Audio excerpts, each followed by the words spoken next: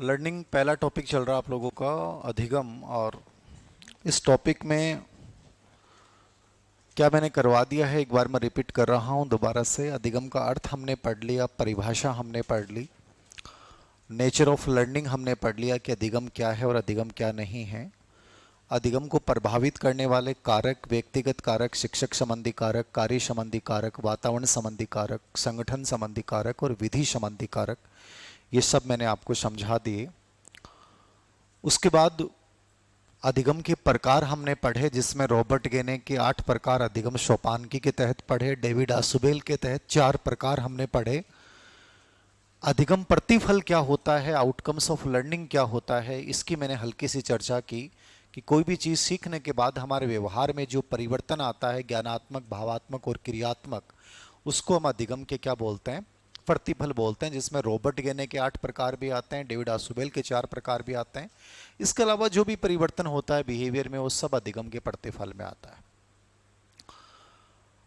उसके बाद अधिगम के सिद्धांत हमने स्टार्ट किए।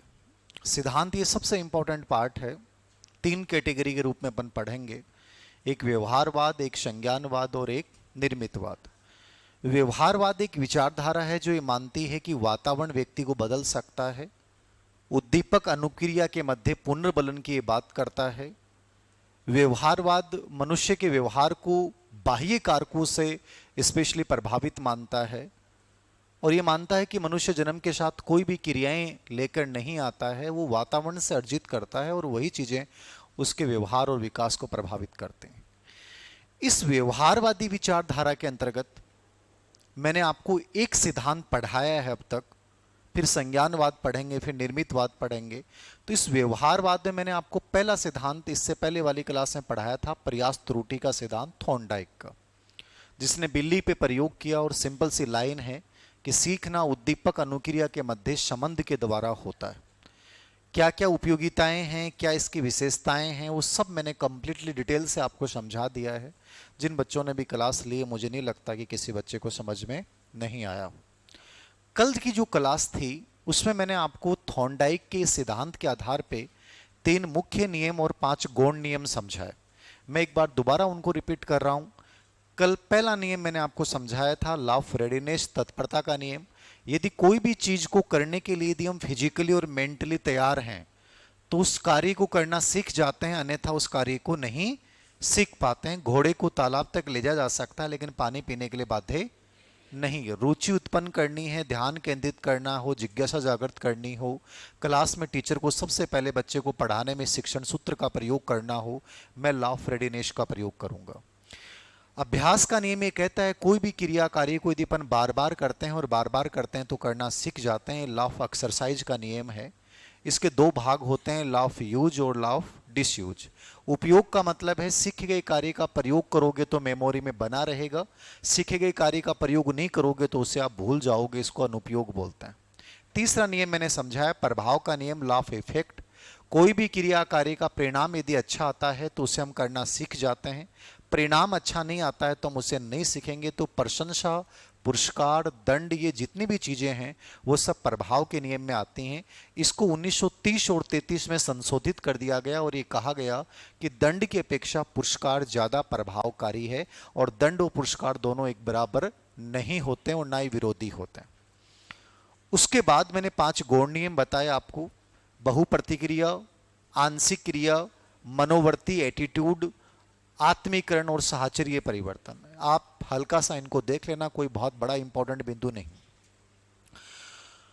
कल की क्लास में लास्ट में मैंने एक नया सिद्धांत स्टार्ट किया था, आईपी पावलोव। आईपी पावलोव बहुत महत्वपूर्ण व्यक्ति है, बहुत ज्यादा महत्वपूर्ण है। मैं उसको दोबारा से आपको समझाने वाला हूं। बड़ा इंपॉर्टेंट अवधारणा है इसकी पूरी आईपी पावलोव की, और ये समझ में आना बहुत जरूरी भी है। आपका ये समझ में आना बहुत जरूरी भी है क्योंकि ये बाकी सिद्धांतों से रिलेवेंट भी है और ये सबसे हार्ड सिद्धांत माना जाता है। तो ये समझ में आएगा तो आपको ये लगेगा कि हाँ, और चीजें भी बड़ी आसान हैं। तो आईपी पावलोव जो है मैं आज आपको कंप्लीटली पूरा डिटेल से पढ़ाऊंगा। कल मैंने इसका बेसिक आपको लिखा दिया था, इस सिद्धांत का नाम मैंने आपको लिखा दिया था कि सिद्धांत का नाम क्या है, अनुकूलित अनुक्रिया का सिद्धांत। तो ये अपना सेकंड सिद्धांत चल रहा है, अपना टॉपिक चल रहा है फर्स्ट टॉपिक, और फर्स्ट टॉपिक में हम पढ़ रहे हैं व्यवहारवादी सिद्धांत, और व्यवहारवादी सिद्धांत में दूसरा सिद्धांत मैं आपको पढ़ा रहा हूं आज की क्लास में, जिसका नाम है अनुकूलित अनुक्रिया का सिद्धांत। ध्यान दीजिएगा, अनुकूलित अनुक्रिया, इसको इंग्लिश में बोलेंगे अपन कंडीशनिंग रिस्पॉन्स। क्या बोलेंगे इसको अपन इंग्लिश में? कंडीशनिंग रिस्पॉन्स बोलेंगे। एक नाम आपको याद करना हो तो, बाकी मैंने 4 नाम आपको बताए थे।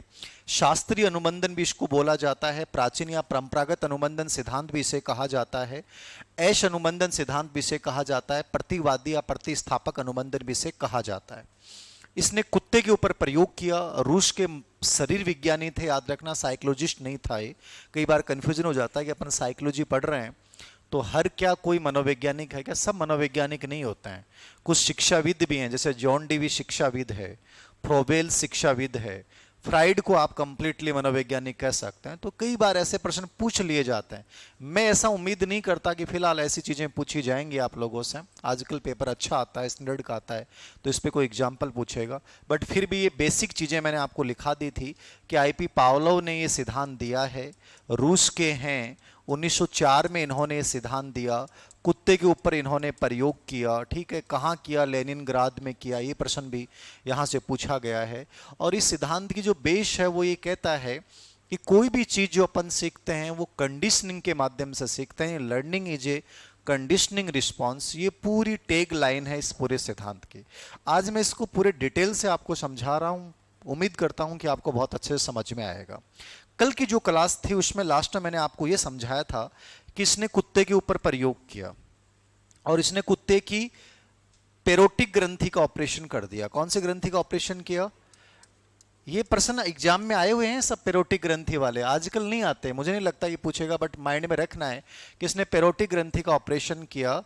और कुत्ते के सामने सबसे पहले इसने क्या किया? प्रयोग से पूर्व, पूर्व का मतलब है प्रयोग शुरू नहीं हुआ है, केवल एक प्रयोग करके देख रहा है।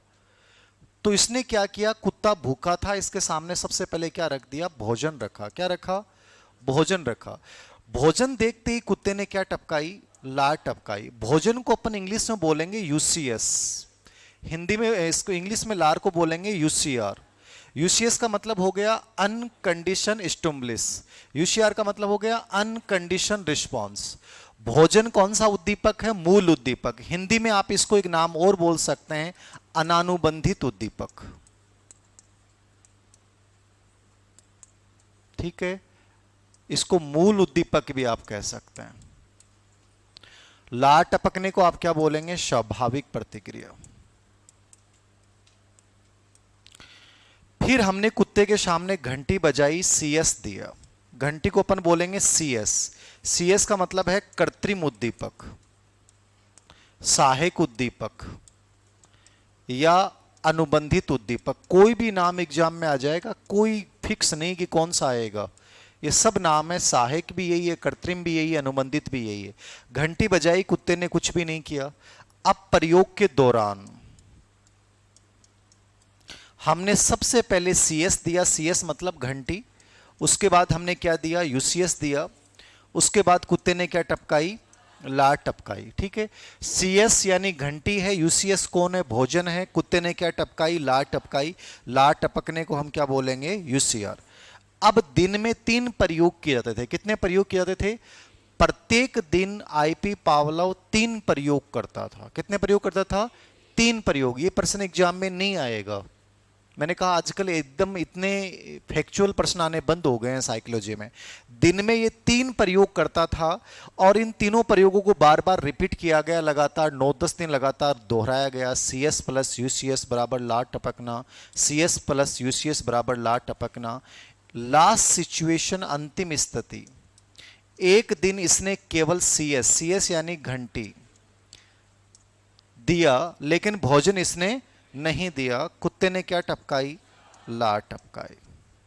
यहां 2-3 चीजें समझिएगा आप। कुत्ते के सामने हमने भोजन रखा, कुत्ते ने लार टपकाई, नेचुरल प्रोसेस है। भोजन मूल उद्दीपक है, भूखा है तो वो लार टपकाएगा, कोई डाउट नहीं है। हमने जब घंटी बजाई, कुत्ते ने कोई भी प्रतिक्रिया नहीं की, क्योंकि घंटी से कुत्ते की लार टपकने का कोई संबंध नहीं, इसलिए उसने लार नहीं टपकाई। प्रयोग करने के दौरान हम क्या करते हैं कि घंटी पहले रखते हैं, भोजन बाद में देते हैं, और कुत्ता लार टपकाता है। लार टपकाने को अपन क्या बोलेंगे? यूसीआर। सिंपल सी बात याद रखना, मूल उद्दीपक उस उद्दीपक को बोलते हैं जिस उद्दीपक को देने से ऑटोमेटिकली स्वाभाविक प्रतिक्रिया हो जाती है। उस उद्दीपक को अपन क्या बोलते हैं? मूल उद्दीपक, यूसीएस या अनानुबंधित उद्दीपक। वो प्रतिक्रिया यूसीआर कहलाती है जिसमें कोई शर्त नहीं लगी हुई है, कंडीशन नहीं लगी है, जो स्वतः होती है। उस प्रतिक्रिया को अपन क्या बोलते हैं? यूसीआर। क्या बोलते हैं? यूसीआर। सीएस का मतलब, घंटी का मतलब, कृत्रिम उद्दीपक का मतलब होता है जिसका स्वाभाविक प्रतिक्रिया से कोई संबंध नहीं होता है, लेकिन वो अनुबंधन की वजह से उस प्रतिक्रिया को उत्पन्न करना शुरू कर देगा, उत्तेजित करना शुरू कर देगा। उस उद्दीपक को अपन बोलते हैं कृत्रिम या अनुबंधित उद्दीपक। तो घंटी यहां पे कौन सा उद्दीपक है? कृत्रिम या अनुबंधित। प्रश्न ऐसे ही पूछेगा, पूरी टेबल से प्रश्न पूछे जाएंगे कि मूल उद्दीपक कौन था, कृत्रिम उद्दीपक किसे कहा गया इस प्रयोग में, स्वाभाविक प्रतिक्रिया किसे कहा गया है। केवल घंटी के उपस्थित होने पे जो प्रतिक्रिया होगी उस प्रतिक्रिया को अपन क्या बोलेंगे? केवल घंटी के उपस्थित होने पे जो प्रतिक्रिया होगी उसको क्या बोलेंगे? उसको अपन सीआर बोलेंगे। क्या बोलेंगे? सीआर। कल मैंने बात समझाई थी, जब मूल उद्दीपक साथ में होता है तो वो प्रतिक्रिया हमेशा क्या कहलाएगी? यूसीआर। मूल उद्दीपक जब साथ में होगा तो प्रतिक्रिया क्या कहलाएगी? यूसीआर। लेकिन जब मूल उद्दीपक हटा लिया जाता है, केवल कृत्रिम उद्दीपक आपके सामने दिया जाता है, तो वो जो रिस्पॉन्स होगा वो केवल क्या कहलाएगा? सीआर। सीआर इसलिए बोलेंगे क्योंकि वो कंडीशन स्टिमुलस की वजह से हुआ है, अनुबंधित उद्दीपक की वजह से हुआ है, इसलिए उसको अपन क्या बोलेंगे? सीआर बोलेंगे। क्या बोलेंगे? उसको अपन सीआर बोलेंगे। समझ में आ गई बात? ये यहां पे यूसीआर है, लेकिन केवल घंटी के उपस्थित होने पे जो प्रतिक्रिया होगी उसको अपन क्या बोलेंगे? सीआर। कोई डाउट है किसी को? बताएं, यहां तक कोई दिक्कत आ रही है किसी को? केवल सीआर तभी कहलाएगा जब यूसीएस नहीं होगा। यूसीएस होगा तो वो रिस्पॉन्स हमेशा क्या कहलाएगा? यूसीआर कहलाएगा।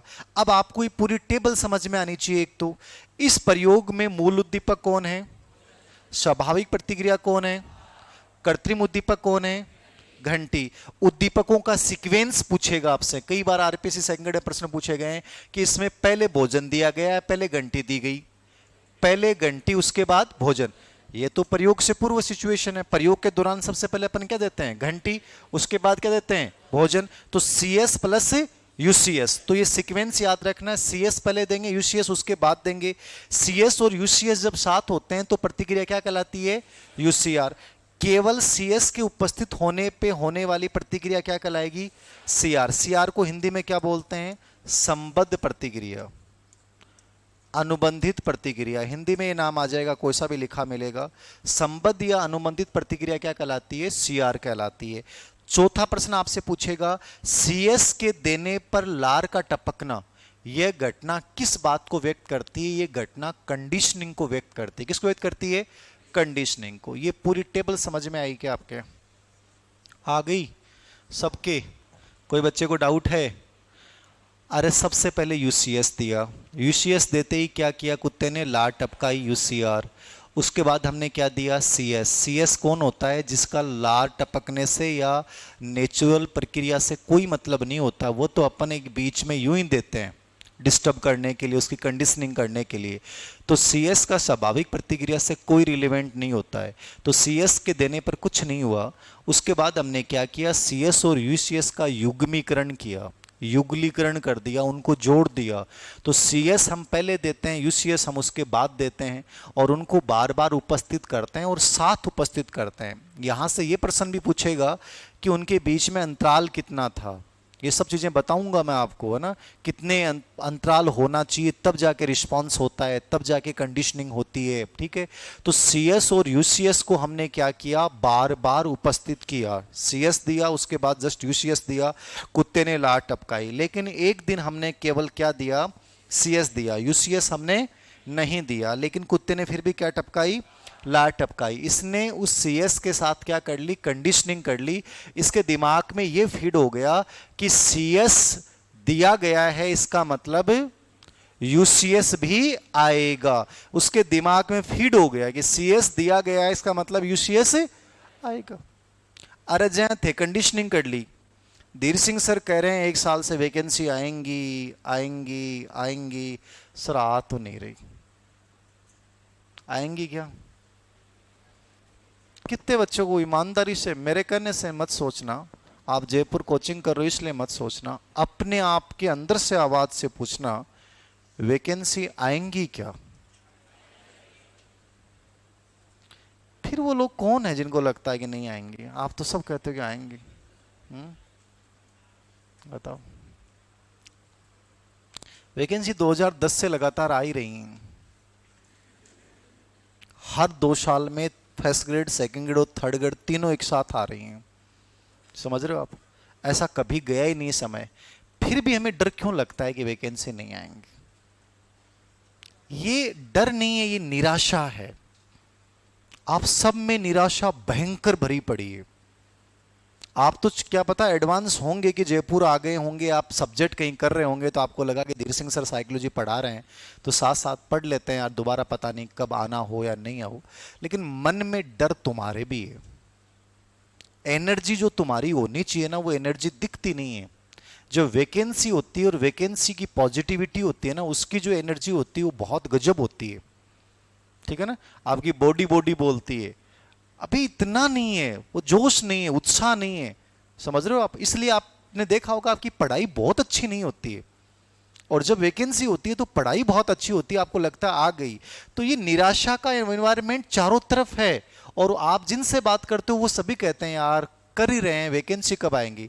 मैं आजकल लाइव कम आता हूं, मुझे पता है मैं लाइव आऊंगा तो नीचे यही कमेंट आएंगे, सर वैकेंसी तो ले आओ, वैकेंसी तो आओ, कौन थे कद से करे आओ। तो मैं कम ही आता हूं, क्योंकि मुझे पता है निराशा हम में सबसे ज्यादा चरम पे है। आशा तो मुश्किल से 1% बच्चों में होती है। अब मैंने आपको पूछा कि कितने में, लेकिन फिर भी आप में वो आशा वाला कॉन्फिडेंस नहीं है। आप में से लगभग बच्चों में डर है कि सर मैं 1-1.5 साल हो गए मेरे को तैयारी करते हुए, आ तो जाएंगी क्या? और ये तय है 2025 में प्रोसेस भी पूरी हो जाएगी, और आप में से बहुत से बच्चे सिलेक्ट होकर गवर्नमेंट स्कूलों में 2025 में लग भी जाएंगे। और वो 2026 में फिर ये बात पूछने आएंगे कि सर गैलडी बार तुम्हारा हूं, गलती होगी, अब बताओ थे अब कदासी वैकेंसी। और फिर भी वैकेंसी आएंगी, उनकी संख्या कम हो जाएगी। ठीक है, प्रतिस्पर्धा कम हो जाएगी। ये 2030 तक का तो ये दौर चलेगा। 30 के बाद मुझे कोई ज़्यादा संभावना लगती नहीं है कि स्कूल एजुकेशन में गवर्नमेंट वैकेंसियों का कोई बहुत बड़ा रहेगा। मेरा एक इंट्यूशन जो मुझे लग रहा है कि नहीं होगा। छोटी मोटी 30 तक वैकेंसियां जरूर आएंगी। ठीक है, अब आप 30 तक देते हैं या 2025 तक आप गवर्नमेंट स्कूल में होते हैं, ये आपको तय करना है कि आप में निराशावादी वाला लेवल कितना है और आशावादी वाला लेवल कितना है। गेम उसी लेवल पे डिपेंड करता है। आशावादी के साथ पढ़ रहे हो तो जल्दी परिणाम प्राप्त कर जाओगे, जो पढ़ रहे हो जल्दी सीख जाओगे। और निराशावादी होके बैठे हैं तो चाहे मैं भी कितना अच्छा क्यों नहीं पढ़ा दूं और आप भी कितना अच्छा क्यों नहीं पढ़ लो, वो आउटकम्स नहीं बनेंगे। तो इससे कुछ सिंपल सी बात समझनी है आपको इस पूरे प्रयोग में, कुछ भी नहीं है, बहुत आसान सा है ये। टेबल से प्रश्न शुरुआती परीक्षाओं में तो बहुत पूछे गए, अब नहीं पूछे जा रहे। अब जो प्रश्न आ रहे हैं वो लगभग प्रश्न तो आ रहे हैं एग्जाम्पल के ऊपर। फिर भी अपने मान के चलें कि इससे यदि प्रश्न पूछ ले तो क्या क्या पूछ सकता, तो मैंने आपको बता दिया है। CS plus UCS full form याद रखनी है। UCS का मतलब क्या होता है, CS का मतलब क्या होता है, घंटी क्या है, भोजन क्या है, सीक्वेंसिंग क्या है, ये मैं दोबारा से भी एक चीज को क्लियर करूंगा। ठीक है, कल मैंने आपसे एक उदाहरण पूछा कि रेनर और वाटसन का एक प्रश्न आया हुआ है 2012 पहली ग्रेड फर्स्ट, जब साइकोलॉजी को सब्जेक्ट के साथ इन्होंने जोड़ा था उस समय प्रश्न पूछा गया था, उसके बाद कई बार रिपीट हो गया। रेनर और वाटसन ने 1920 में यह प्रयोग किया था जो कल मैंने आपसे पूछा था। ठीक है, आप में से बहुत से बच्चों ने सही जवाब भी दिया और कुछ बच्चों ने इसका गलत जवाब भी दिया। देखो सिंपल से समझिए आप, कंडीशनिंग है क्या सच में। 2011 में रीट का एग्जाम हुआ पहली बार और एक प्रश्न आया था वहां पे। मैं इस सिद्धांत की उदाहरण बता रहा हूं समझाने के लिए आपको। ये टेबल तो आपके समझ में आ गई ना, सबके आ गई ना टेबल समझ में। टेबल में कोई कंफ्यूजन थोड़ी है। CS UCS क्या है पूरा याद रखना है। राजू नाम का एक बच्चा है और वो बिजली की गर्जना सुन के डरता है। मतलब ये मूल उद्दीपक कृत्रिम उद्दीपक ये होते क्या है समझने हैं आपको। तो राजू नामक बच्चा है, वो बिजली की गर्जना सुन के डरता है। यानी डरना कौन सी प्रक्रिया हो गई? स्वाभाविक प्रक्रिया। किसको सुन के डरता है वो? बिजली की गर्जना सुन के डरता है। आगे बात समझ में? बिजली की गर्जना सहायक उद्दीपक है या मूल उद्दीपक है? मुझे बताओ, सहायक उद्दीपक है या मूल उद्दीपक? बिजली की गर्जना। राजू नाम का बच्चा बिजली की गर्जना को सुन के डरता है। अरे बिजली की गर्जना को सुन के डरेगा तो नेचुरल है, डराती बिजली गर्जना। आपका तो पता नहीं, मुझे तो आज भी डर लगता है। मुझे तो किसी ने बाद में एक दिन, कॉन्फिडेंस मेरा तो इसलिए बढ़ा, मैं तो गाड़ी चलाता था, तो गाड़ी चलाते हुए बिजली गर्जना मुझे लगा कि बेटा मरेंगे, अकेले मरेंगे यार, समस्या। फिर मुझे किसी ने कहा कि बंद गाड़ी पे बिजली नहीं पड़ती। जो भी है, मेरा कॉन्फिडेंस बढ़ गया। फिर उसके बाद पॉजिटिविटी आई। डर सबको लगता है, मृत्यु से सब डरते हैं। तो मैं जब छोटा था तो मुझे याद है किसी ने कहा था, हमारे बड़े बुजुर्ग ने, कि जो अपने छप्पर होते हैं ना, छप्पर, उन पे बिजली नहीं गिरती, तो वो छप्पर में घुस जाता था। अब चीजें अलग अलग चीजें हैं, डरना नहीं चाहिए जबकि, क्योंकि डरने का मतलब क्या है? उस चीज को आप आकर्षित कर रहे हो। मनोविज्ञान क्या कर रहा है? उसको आकर्षित कर रहे हो। अब धीरे धीरे मैंने उसका प्रतिस्थापन किया है। बाकी मैं भी आपको ही बता रहा हूं कि इसका एक रियल एग्जांपल मैंने अपने आंखों से देखा कि मैं जब छोटा था, जब मैं बिजली से डरता था, तो एक व्यक्ति टंकियां बेचने आया था। ये मेरा रियल आंखों से देखा एग्जांपल है। और वो हमसे भी ज्यादा डर रहा था। उस समय पहले बिजलियां गिरती बहुत ज्यादा थी, आजकल भी खैर गिरती है। तो वो डर रहा था और वो एक वर्ड यूज कर रहा था। आप अपने पुराने लोगों से पूछना कि बिजली की गर्जना से बचने के लिए, बिजली से बचने के लिए कोई ऐसा देवता है क्या जिसका नाम संबोधित किया जाता है? किसका नाम संबोधित किया जाता है?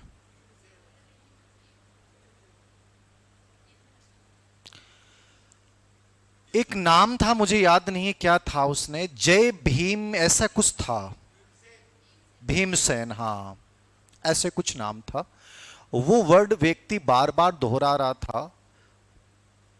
सीमेंट की टंकियां जानते हो ना, पहले गांव में पानी को नहीं आता तो सीमेंट की टंकियां रखा करता, हाँ बस से बर्तन लुगायां साफ करया करती, उसी में पानी अपन एक साथ इकट्ठा करके 10 घड़े 15 घड़े रख लेते थे। उस समय का टाइम था। वो व्यक्ति बारिश जैसे बिजली गर्जना हुई तो घबराया, और घबराने के बाद वो जोर जोर से जय भीमसेन बोलने लग गया। ये मेरे सामने ही घटना है, हम खेल रहे थे, वो थोड़ा सा दूर गया, उसके पास ऊंट गाड़ी थी, और ऊंट गाड़ी और उसके ऊपर जो है वो बिजली गिरी, और वो ऑन द स्पॉट वो भी मर गया और ऊंट भी मर गया। अब दोनों लॉजिक डाल सकते हो कि सर इसमें उसकी लिखी थी इसलिए आ गई, ये तो सबसे बेस्ट ऑप्शन है अपने पास, ठीक है ना। उसने उसको भयंकर आकर्षित किया है, मौत को आकर्षित किया है। तुम जिस दिन ये सोचने लग जाओगे ना कि मैं मोटरसाइकिल पर बैठूंगा और मैं गिरूंगा, मन डर लगा, मेरे यहां लगा कि मैं फिसलूंगा, तो मोटरसाइकिल आपका एक्सीडेंट करवाएगी, मान के चलना, क्योंकि तुम उसको आकर्षित कर रहे हो। मनोविज्ञान से बड़ी कोई ताकत नहीं। इसलिए तो मैंने आपको कहा कि ये प्रार्थना में जो करवाता हूं, इस प्रार्थना में आपको वो सोचना है जो तुम बनना चाहते हो। ये मॉर्निंग सेशन में भी तुमने करना शुरू कर दिया, तुमने 3 महीने इसको रिपीट करना शुरू कर दिया, और उसमें तुम्हारा अटेंशन इतना बढ़ गया कि जब तुम उस दृश्य के बारे में सोच रहे हो जो तुम बनना चाहते हो, और उसमें बीच में कोई दूसरी चीज नहीं आ रही है, तो ये मान के चलना, मैं लिख के दे रहा हूं कागज के ऊपर, तुम क्या कर रहे हो क्या नहीं कर रहे हो, लेकिन एक दिन वहां पहुंच जाओगे। ये बहुत बड़ी ताकत है। लेकिन उसमें बीच में डिस्टरबेंस नहीं आना। जैसे मैंने तुम्हें कहा कि 20 सेकंड प्रार्थना करना, और तुम प्रार्थना करते करते बीच में आपके एक बार सर की आंख है कि देखा सर कर रहे हैं, कौन कर रहा, तो या बीच में और विचार आ रहा है, इसका मतलब तुम्हारा अटेंशन रिटेंशन प्रभावी नहीं है। 3 महीने यदि तुमने इसको कर लिया और तुम्हारी ताकत ये डेवलप हो गई कि बीच में कोई नहीं आ रहा, मैं खुद कह रहा हूं, जिस चीज के बारे में तुमने सोचा ना, वो चीज तुम्हारी लाइफ में नहीं आई, मुझे क्लास के बाद बोल देना कि नहीं आई, हो ही नहीं सकता, 100% होगी। मैजिक है, कंप्लीट मैजिक। तो वो राजू नाम का बच्चा बिजली की गर्जना सुन के डर रहा है, वो नेचुरल प्रोसेस है, डर रहा है वो। बिजली गर्जना कौन सा उद्दीपक हुआ? मूल उद्दीपक हुआ। अब सुनना, पूरा प्रश्न क्या है, जब भी घर में जोर से आवाज होती है, कोई भी घर में जोर से आवाज होती है, जब भी घर में जोर से आवाज होती है वो बच्चा एकदम से रोने लग जाता है। यह उदाहरण किस अधिगम सिद्धांत की ओर संकेत कर रहा है? प्रश्न तो ये पूछा गया। आपसे प्रश्न में ये भी पूछ सकता है इसमें मूल उद्दीपक कौन है, कृत्रिम उद्दीपक कौन है?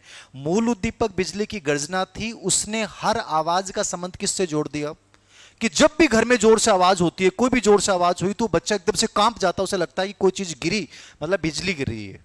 तो उसने हर आवाज से किसको जोड़ दिया? बिजली की गर्जना को। तो हर आवाज क्या होगी? कृत्रिम उद्दीपक। मूल उद्दीपक कौन था? बिजली की गर्जना। नंबर 2 पे 2014 ग्रेड फेस्ट का एक प्रश्न। एक बच्चा कॉलेज से आता है और कॉलेज से आने के बाद एक निर्धारित जगह है, जैसे ये जगह है, और यहां के उसने अपने जूते निकाले। वो देखता है कि अगले दिन जब आता है तो वो जो जगह थी वहां पे वो जो रैंप रखी हुई थी, जूते निकालने वाला स्थान, वो नहीं था। उसने अपनी मम्मा से पूछा कि मम्मा वो कहाँ पे है? तो मम्मा ने कहा बेटा मैंने उस कोने में चेंज कर दिए, तो उस कोने में जूते निकाल दे। वो बच्चा वहां जाता है और वहां जाने के बाद जो है वो यहाँ पे उसने जूते निकाल दिए। अगले दिन जब तीसरे दिन वो बच्चा आएगा तो वो यहां आएगा कि यहां आएगा? उस जगह पे जाएगा, यहां पे नहीं आएगा। वो उस जगह पे जाएगा और जाने के बाद अरे यार कल मामा ने जगह चेंज कर दी थी ना, वहां जाना है, फिर वो यहां मुड़ेगा। लेकिन हम देखते हैं कि 5 या 7 दिन उसके पैर वहीं जाएंगे। समझ रहे हो आप क्यों? वो कंडीशनिंग है। उस स्थान से बच्चे की क्या होगी? कंडीशनिंग। उसके दिमाग में बैठा हुआ है, जबकि जगह खाली पड़ी है, उसे पता है, लेकिन दिमाग में कंडीशनिंग बनी हुई है। क्योंकि हमारा व्यवहार 90% व्यवहार आपका अनकॉन्शियस माइंड करता, आपको पता हो तो। हम सब कंडीशनिंग है, हम यांत्रिक हैं, याद रखना। आप यहां कोचिंग तक आ रहे हैं, आप कंडीशनिंग के तहत आ रहे हैं। जो बच्चा 20 दिन 25 दिन लगातार आ जाएगा वो फिर एक मशीन की तरह आएगा। यहां पे टैक्सी में बैठना, उतर के आना, मतलब बहुत सारी चीजों का पता ही नहीं होगा उसे, बीच में रास्ते में कौन मिला था, क्या मिला था, और वो चुपचाप आके मशीन की तरह, वो मशीन आपका अनकॉन्शियस माइंड करवा। तभी तो मैंने कहा कि सबसे पावरफुल माइंड कौन? अनकॉन्शियस। जिंदगी बदलता कौन है? अनकॉन्शियस। क्योंकि 90% काम कौन करता है? अनकॉन्शियस। कॉन्शियस तो क्या है? 10% है सर, वो रहती नहीं हो आप। मैं 2 घंटे पढ़ाऊंगा, कॉन्शियस नहीं रहोगे आप। तो पावरफुल माइंड अनकॉन्शियस। अनकॉन्शियस में मान लीजिए अब तुमने पावरफुल चीजों को भर दिया तो तुम्हारी जिंदगी तो अनकॉन्शियस ही तो बदलेगा। अब तुमने वहां क्या भर रखा है वही तो तुम्हारा जीवन है। तभी तो मैंने कहा कि विजुअलाइजेशन क्या कर रहे हो तुम? वो विजुअलाइजेशन जो करता है वो अनकॉन्शियस में जाता है। अनकॉन्शियस माइंड उसको फिर बनाना शुरू करता है, उसको क्रियान्वित करना शुरू करता है, वो उसको आपको वहां ले जाना शुरू करता है। और तुमने वहां निराशावादी भर रखी है, वहां तुमने नकारात्मकता भर रखी है, तुमने वहां एक फेलियर भर रखा है, वहां तुमने डर भर रखा है। तो वो अनकॉन्शियस माइंड बार बार उसी डर को लेके आएगा, उसी निराशा को लेके आएगा, उसी धोखे को लेके आएगा, उसी एक्सीडेंट को लेके आएगा। वो सब चीजें तुम्हारी लाइफ में वही लेके आएगा जो तुमने सोची हैं। क्योंकि 90% टाइम में तो एक्टिव कौन है? आपका अनकॉन्शियस ही तो है। ये हम समझ ही नहीं पाते हैं। अब साइकोलॉजी तुम पढ़ रहे हो कंपटीशन के लिए, जिस दिन तुम साइकोलॉजी को रियल में अपनाओगे ना, उस दिन तो पता चलेगा कि मनोविज्ञान तो जिंदगी बदल सकता है। हमारा माइंड ही अनकॉन्शियस है सबसे पावरफुल। इसमें हमें वो चीजें फीड डालनी है जो हमें जिंदगी में आगे जाना है, जो हमें बनना है। आपके घर में टीवी लगा हुआ है, आप डेली टीवी चलाते हैं, न्यूज सुनते हैं। अचानक से दीपावली की सफाई की और आपने टीवी की दिशा चेंज कर दी, दूसरे कमरे में लगा दिया। आप 5 या 7 दिन देख लेना, आप उस रूम में आएंगे और आके और यहां पे बटन दबाएंगे, अरे यार, जबकि दीवार खाली पड़ी है। वो आपके दिमाग पे कंडीशनिंग बन गई उस चीज की, आपको पता था वहीं देखते हैं, आप वहीं जाएंगे। कुछ दिनों बाद में जब नई जगह बन गई वहां कंडीशनिंग हो जाएगी। ये सब कंडीशनिंग है। हजारों एग्जाम्पल लिए जा सकते हैं इसके, और खूब आएंगे, दुनिया भर के प्रश्न आएंगे। आपको समझ में आना चाहिए कि सीएस है क्या, यूसीएस क्या है। तीसरा एग्जाम्पल आप लीजिए, कई लोगों को उल्टियां होती हैं, अपने होती हैं उल्टियां। मतलब ये आईपी पावलो 1904 में लेके आया कंडीशनिंग। भारत में, हिंदुस्तान में कंडीशनिंग बहुत पहले से है, और हम लोग तो मनोविज्ञान के ज्ञाता हैं। भारत से बड़ा मनोविज्ञान ज्ञाता कोई है ही नहीं, गीता से बड़ा कोई ग्रंथ ही नहीं है साइकोलॉजी। श्री भगवान श्री कृष्ण को मनोविज्ञान का पिता कहा जाए तो अतिशयोक्ति नहीं होगी। मैं बोल रहा हूं, श्री कृष्ण को मनोविज्ञान का पिता कहा जाए तो अतिशयोक्ति नहीं होगी दर्शन के हिसाब से, क्योंकि पूरा मनोविज्ञान गीता में भरा पड़ा है।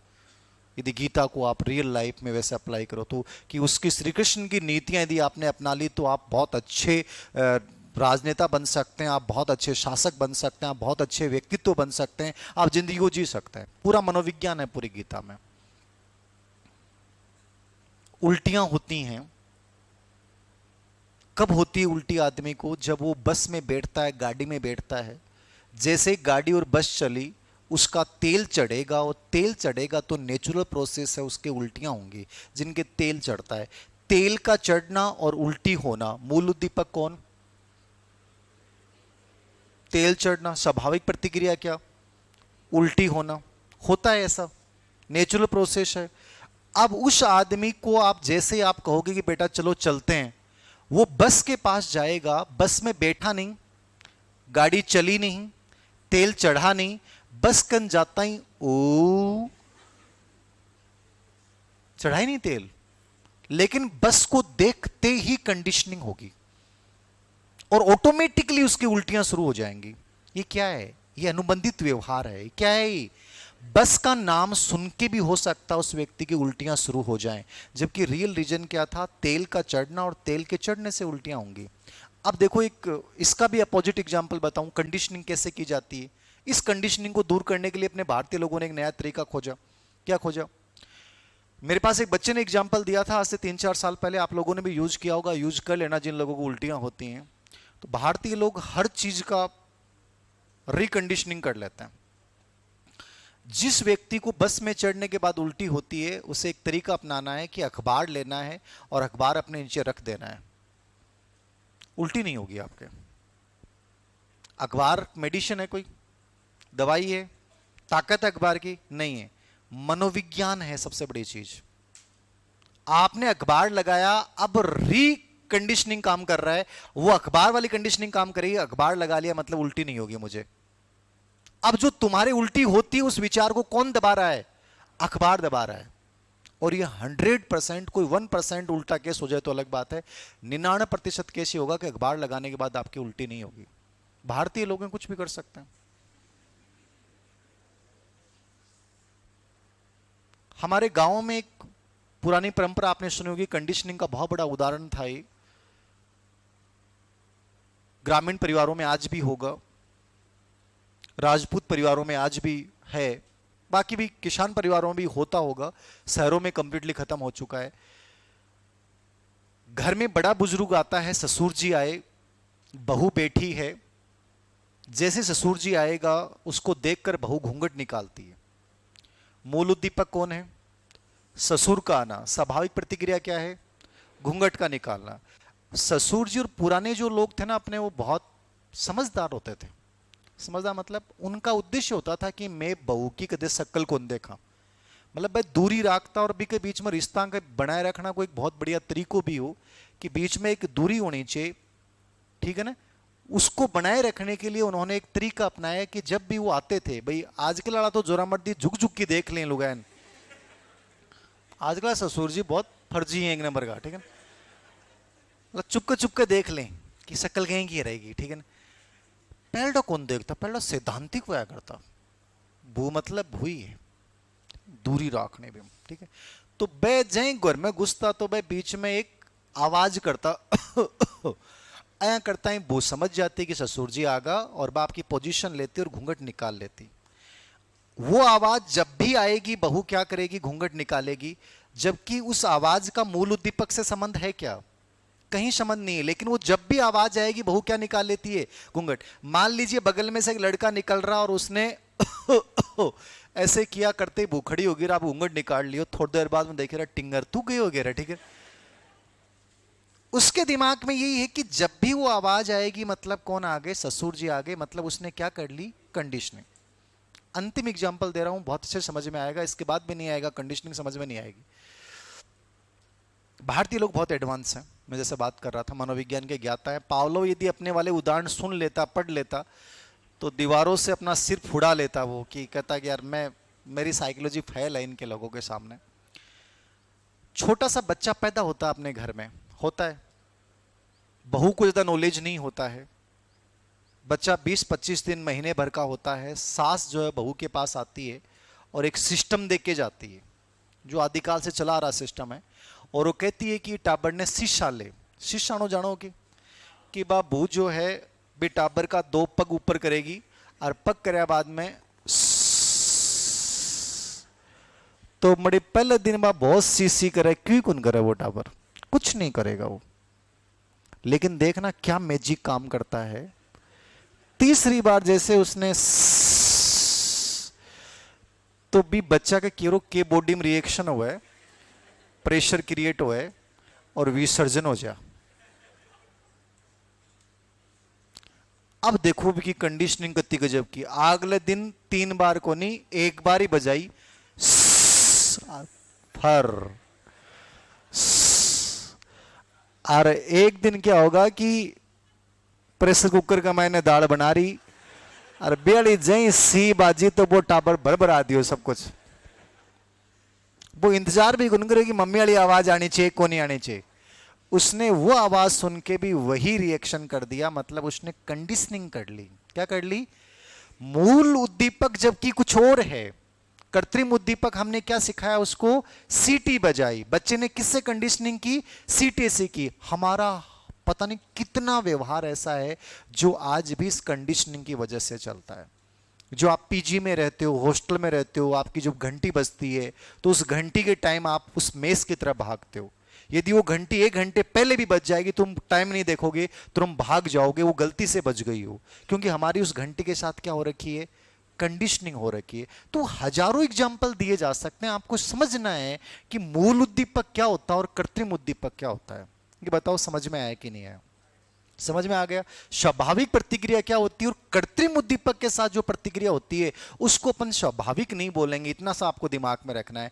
तो एक तो ये पूरी टेबल बनाओगे आप, ठीक है ना, उसके बाद मैं इसकी बातें आगे समझाता हूं, पूरा कॉन्सेप्ट इसका। ये टेबल लिखो आप पूरी की पूरी, टेबल बना लो आप। प्रयोग किस पे किया गया? सिद्धांत के नाम लिख लिए थे आपने सभी ने, सिद्धांत के नाम कल मैंने लिखा दिए थे क्लास में ना। अनुकूलित अनुक्रिया का सिद्धांत, ये सेकंड सिद्धांत है, पहला टॉपिक चल रहा है आपका।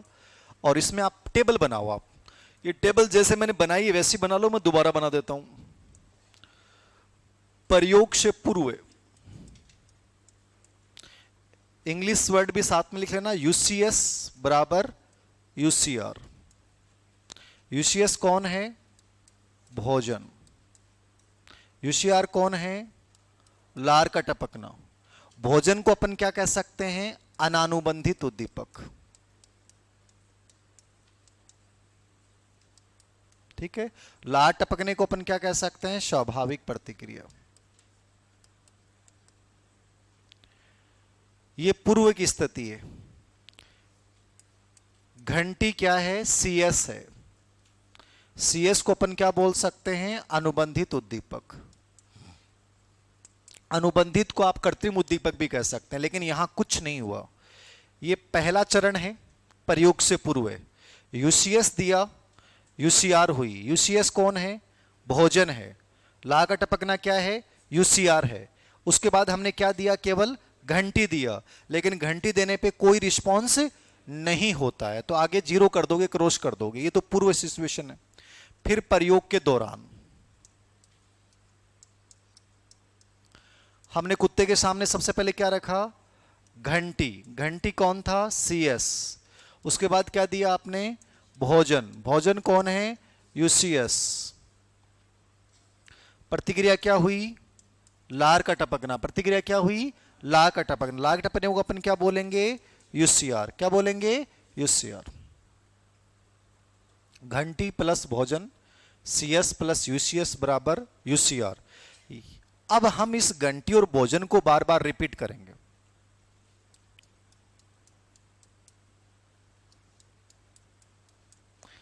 अंतिम स्थिति, लास्ट सिचुएशन, आपने केवल क्या बजाई?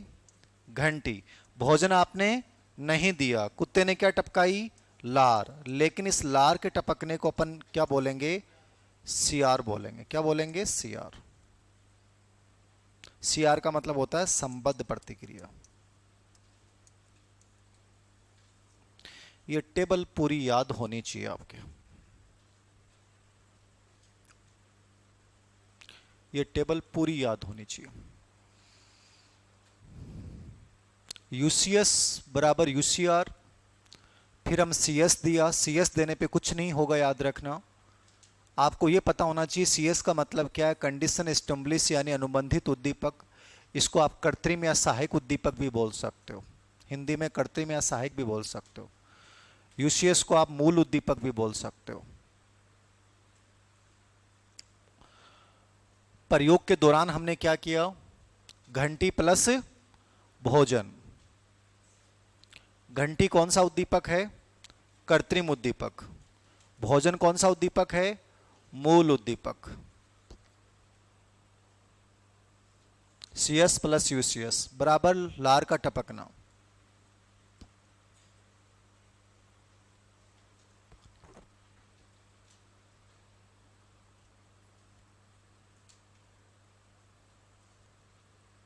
फिर लास्ट में हमने क्या किया, केवल घंटी बजाई, भोजन हमने नहीं दिया।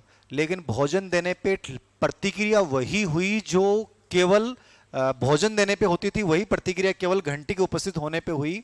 तो इस रिस्पांस को अपन क्या बोलेंगे, सीआर बोलेंगे। सीआर का मतलब है कंडीशन रिस्पांस। अनुबंधित अनुक्रिया कह दो या संबद्ध अनुक्रिया कह दो, दोनों में से कोई भी एग्जाम में आ जाएगा, ठीक है ना। तो ये नोट कर लेना ना, केवल घंटी के उपस्थित होने पे जो प्रतिक्रिया हुई लार का टपकना, उसको अपन यूसीआर नहीं बोलेंगे, क्या बोलेंगे, सीआर बोलेंगे। उसको अपन क्या बोलेंगे, सीआर। सीआर मतलब लार का टपकना।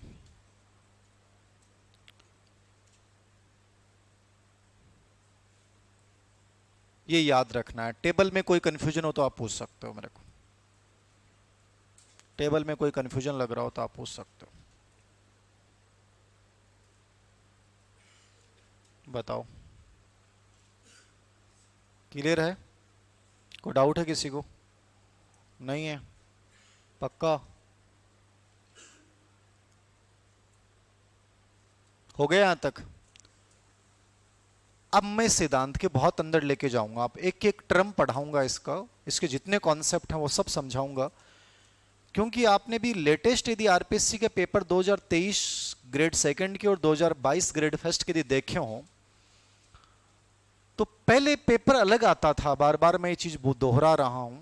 आजकल जो पेपर आ रहा है आप देखना, इन सिद्धांतों में से ये प्रश्न आते हैं कि आईपी पावलो के सिद्धांत से संबंधित अवधारणा नहीं है, स्किनर के सिद्धांत से संबंधित अवधारणा नहीं है। मतलब टर्म पूछता आपसे कौन कौन से शब्दों का इस्तेमाल किया, तो सब शब्द आपको पता होना चाहिए कि इसका संबंध आईपी पावलोव से है या स्किनर से है। यद्यपि ये भी हो सकता है कि उससे रिलेवेंट पर्सन भी पूछ ले, तो मैं आपको कंप्लीटली सब चीजें पढ़ा रहा हूं डिटेल में, कंप्लीटली, चाहे कैसा ही प्रश्न आ जाए कोई दिक्कत नहीं हो। तो यहां तक हो गया। अब इसकी जितनी भी अवधारणा